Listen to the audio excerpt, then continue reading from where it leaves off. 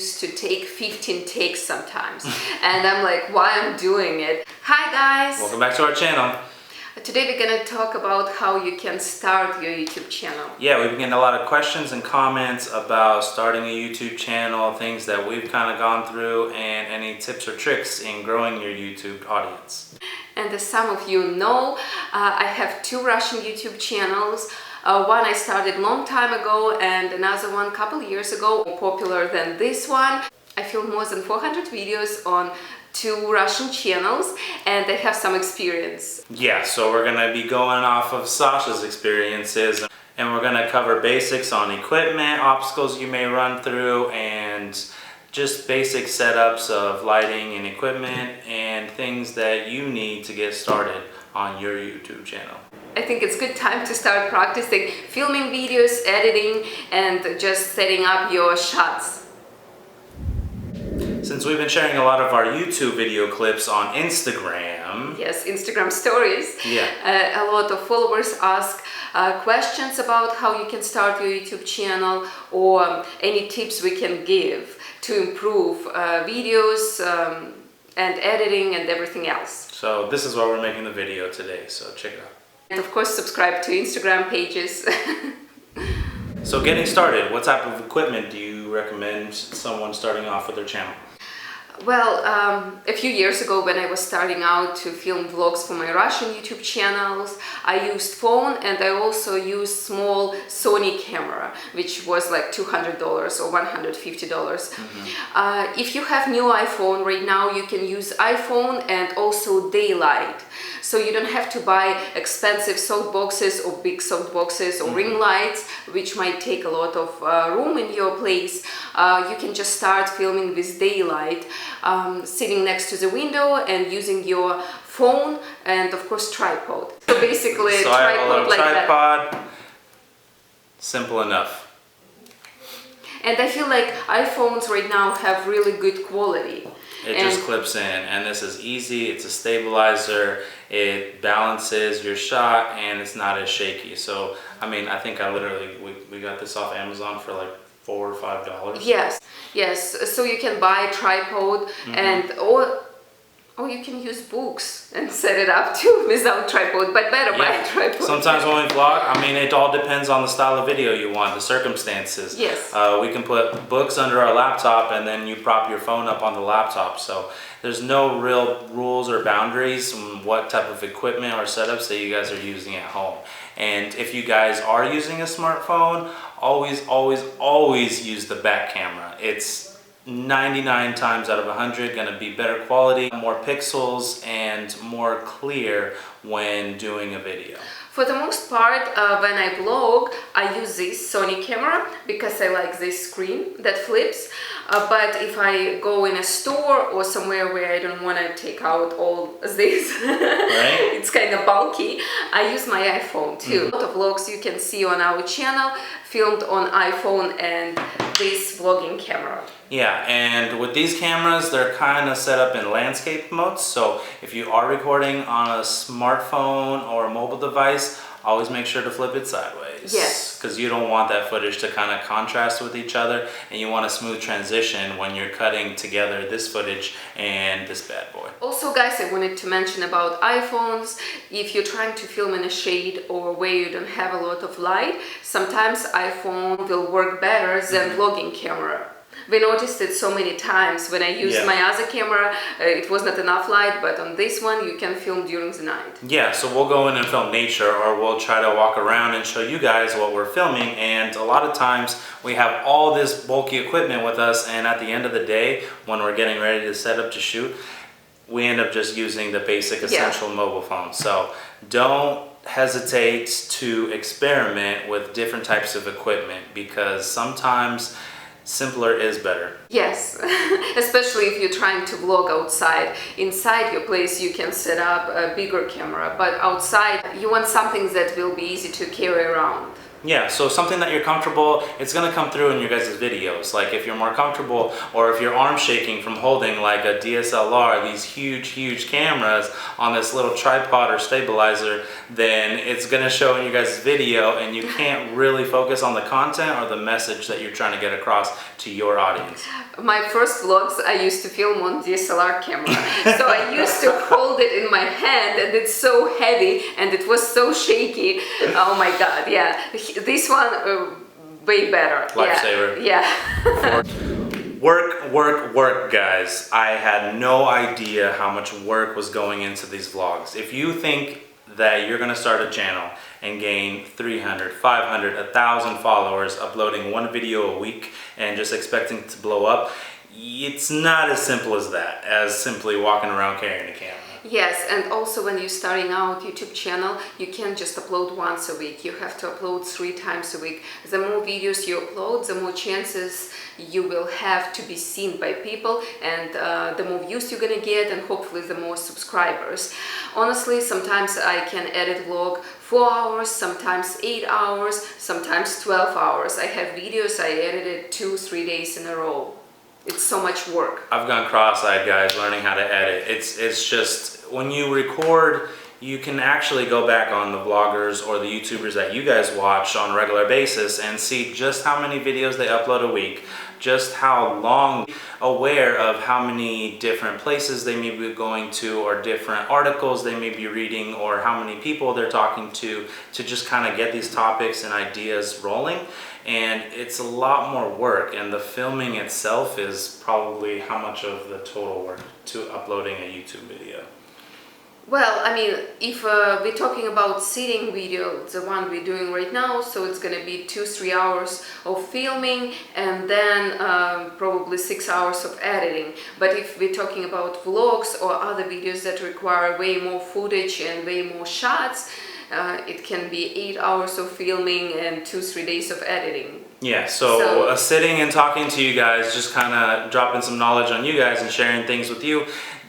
This videoing part, which is roughly 2 hours of how we're gonna get out of this probably video, that's only 25% of the work. Yes. And other style videos, whether you're travel vlogging or cooking or other makeup tutorials or whatever the niche is you guys want to do, go into it remembering just how much work it's going to be. We're talking only 10%, 15% of being in front of the camera and having a personality and talking to you guys is a fraction of the total process. So you really have to go into this expecting to wear multiple hats. Yes, and after filming, after editing, you have to upload it on YouTube, which gonna take some time too, because you have to do research about keywords, then you have to create thumbnail and description and title. It takes maybe 35 to 1 hour, you know, to create all that. Easily to see these titles and these thumbnails are looking through videos to kind of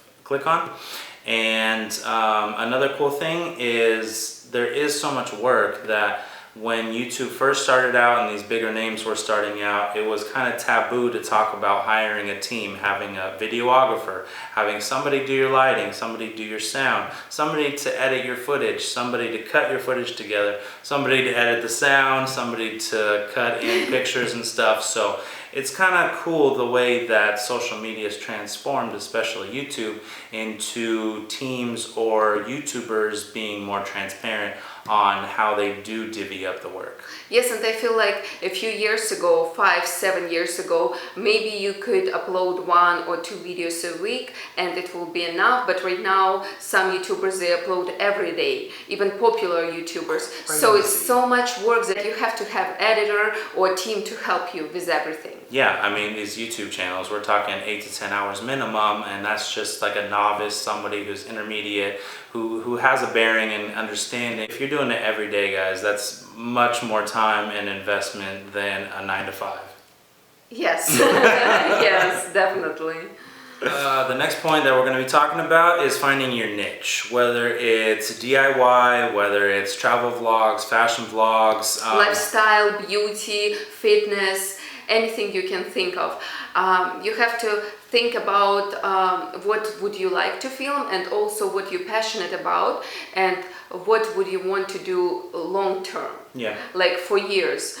You don't want to start doing something that you don't like just to get views, and then you would want to transition into something else. Yeah, so it's difficult. I mean, at one side you have to wear your creative hat, and then on the other side you have to almost pretty much treat it as a business, because a YouTube channel is essentially a small business. So you're going to be looking at ways to grow, ways to fine-tune your skills, and where to save time, where to save effort, because at the end of the day, you don't want to be spending 2, 3 days, 4 days editing one vlog when you're first starting out.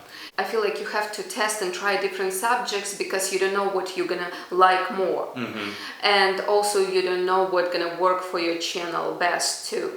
So, for example, if you wanna do vlogs, daily vlogs, it can be difficult to grow when you don't have a lot of followers. So you might want to transition into something else at the beginning, and then kind of mix with daily vlogs, you know, kind of like that. Yeah, look at it as a long game. Look at it long term, because a lot of these YouTubers that are household names that we come across and watch all the time on a consistent basis, I mean, you have to look back 20, 30 videos even 2, 3 years ago, and they were getting a couple hundred views, and it just took 1 or 2 videos to blow up. And so that's kind of neat to show that there's no one set route to become a YouTuber. Yes, and maybe even when you're starting out, you can talk about 3 different subjects on your channel, and then you're gonna see which one gonna work best for you. Mm-hmm. Because you don't know, some channels, they can explode by filming videos about how to grow on Instagram, some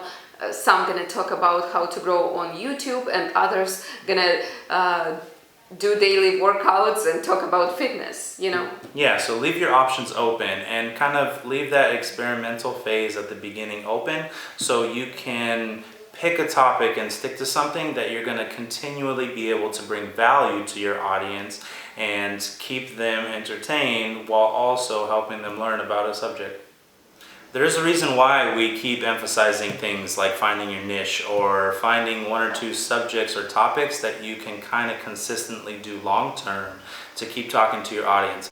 Yes, when you're just starting out, you don't have a lot of followers. You might have 100 or 200 followers. It's not going to be enough to push your video further into suggested videos or home pages. So you will have to drive traffic from a search.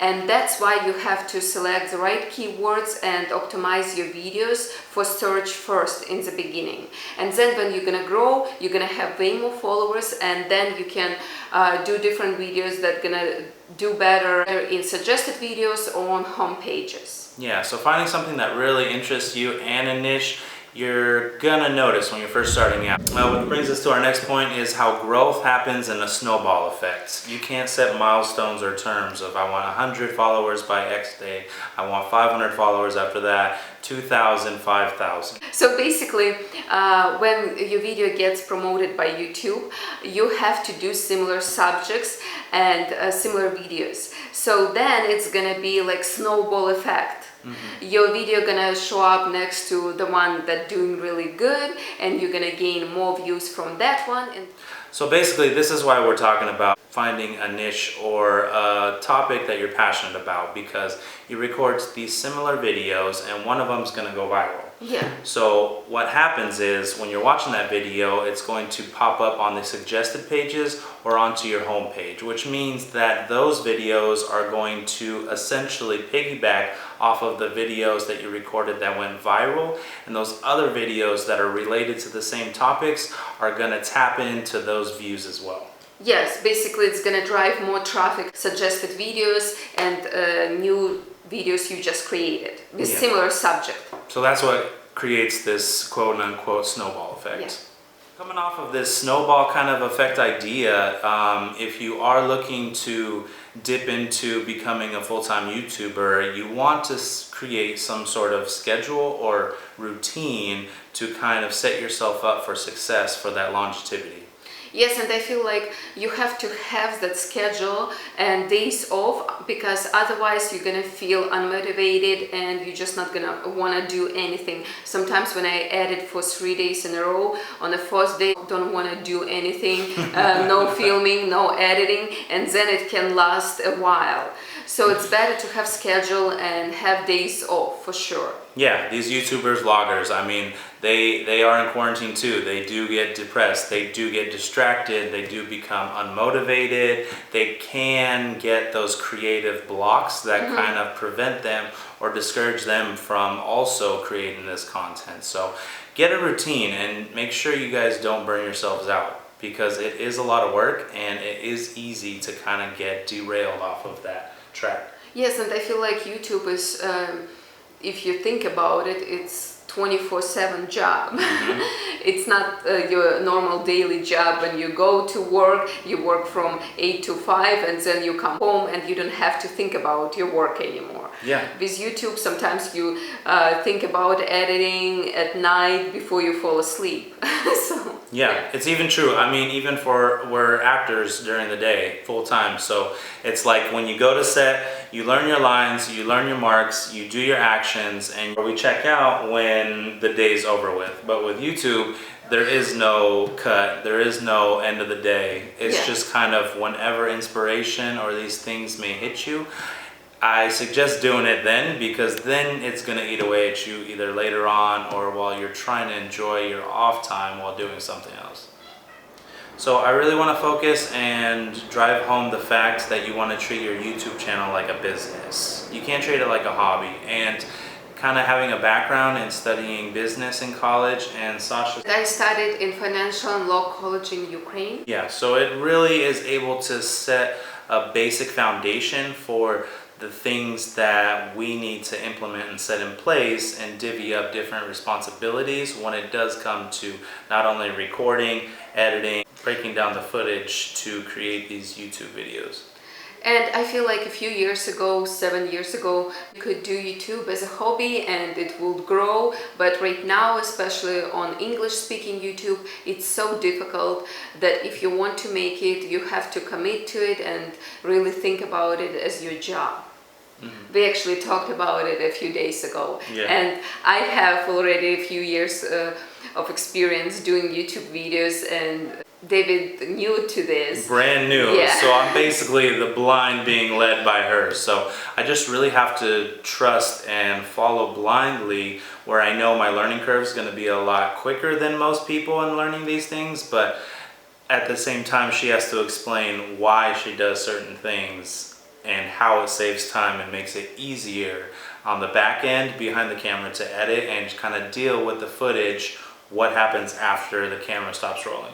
And you have to have discipline. You have to have discipline to film it and then edit it and then upload it. So you really have to have separate departments. Some YouTubers, vloggers, they're fortunate enough to have a team. They build out, they have a manager, they have a publicist, they have editors and photographers that we kind of covered a little bit earlier and touched bases on. But at the end of the day, it's just about having your passion and hobby turned into a business where you can record or upload something for people to see and you be proud of that. Yes.